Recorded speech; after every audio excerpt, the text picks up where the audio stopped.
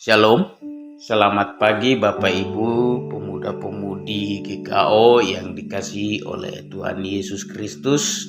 Salam jumpa kembali dalam renungan harian kita pada hari ini, Sabtu 24 Juni 2023. Dengan sukacita saya Pendeta Vandisius Alexander Beli bersama Saudara Etem Malio secara bergantian akan mengajak kita untuk mengikuti renungan harian yang dikeluarkan oleh Sinode GKO dengan berpedoman pada pola pembacaan Alkitab 4M, yakni menerima, merenungkan, melakukan, dan membagikan kebenaran firman Tuhan.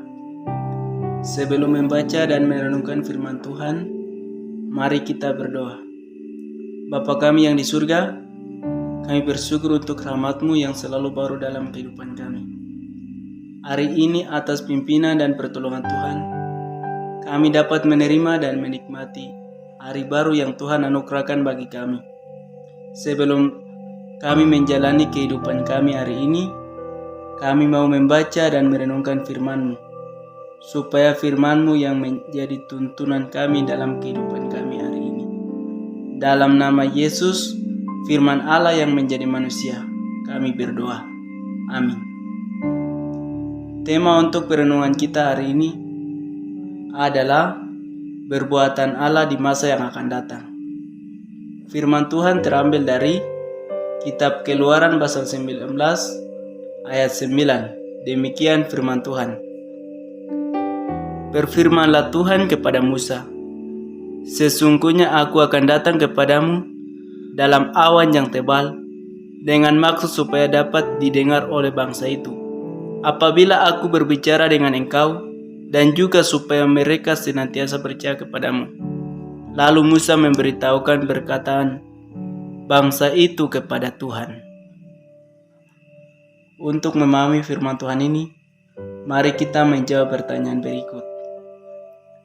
Di manakah pada ayat 9 kata yang menunjukkan perbuatan Eye Asher, Eye di masa yang akan datang? Kata yang menunjukkan perbuatan Ehye Asher Ehye di masa yang akan datang adalah sesungguhnya aku akan. Kata aku akan menunjuk pada perbuatan atau tindakan Allah yang akan terjadi di kemudian hari. Bagaimanakah cara Tuhan datang? Apakah tujuannya? Sesungguhnya aku akan datang kepadamu dalam awan yang tebal, dengan maksud supaya dapat didengar oleh bangsa itu apabila aku berbicara dengan engkau, dan juga supaya mereka senantiasa percaya kepadamu. Jadi, tujuan Tuhan di masa depan dalam konteks kejadian adalah menunjukkan yang pertama, kebesaran dan keagungan serta kemuliaannya.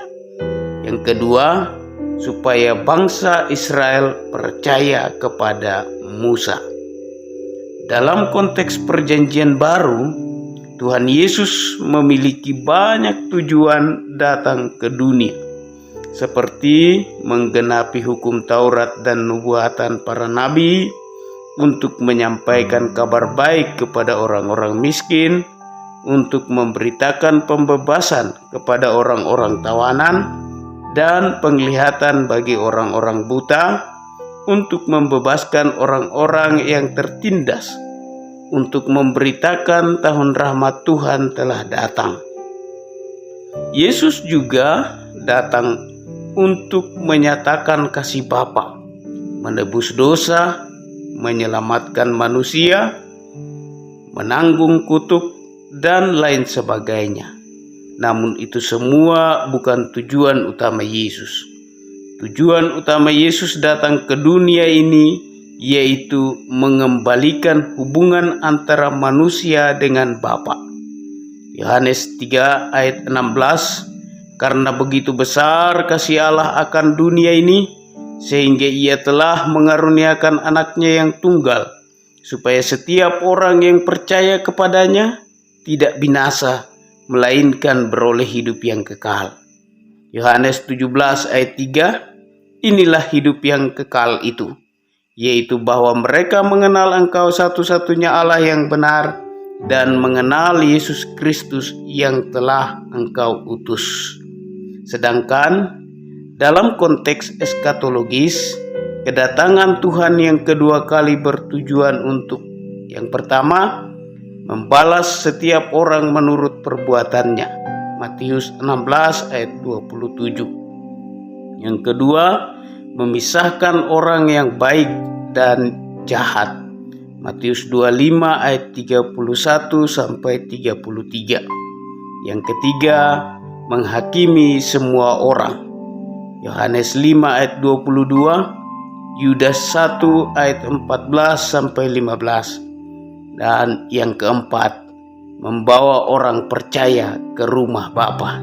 Yohanes 14 ayat 1 sampai 3. Jadi, pesan kebenaran firman Tuhan ini adalah yang pertama, hidup berdoa dan berjaga-jaga. Yang kedua, hidup dalam iman sampai kedatangannya.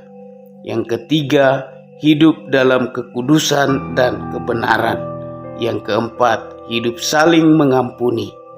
Dan yang kelima, hidup beribadah, adil, dan bijaksana. Setelah merenungkan firman Tuhan, apakah yang akan kita lakukan dalam menyongsong kedatangan Kristus kedua kali?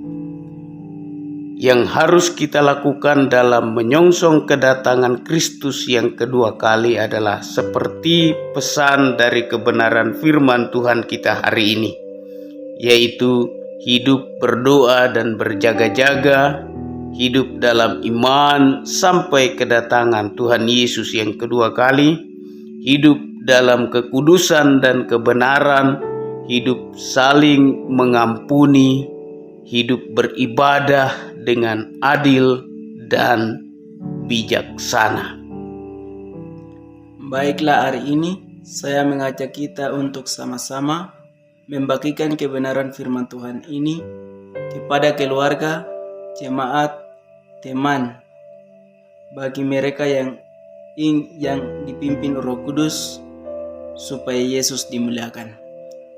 Baik, mari kita mengakhiri renungan kita hari ini dengan berdoa. Kita berdoa. Ya Bapa, kami bersyukur untuk kebenaran firman Tuhan hari ini.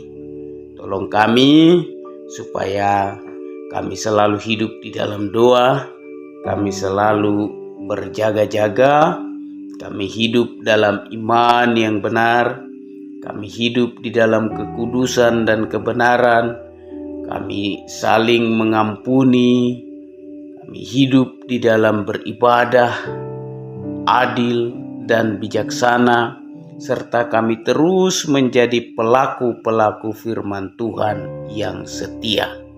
Dalam nama Yesus kami berdoa. Amin. Amin. Demikianlah renungan harian kita pada hari ini. Selamat beraktivitas dan Tuhan Yesus memberkati kita semua. Shalom.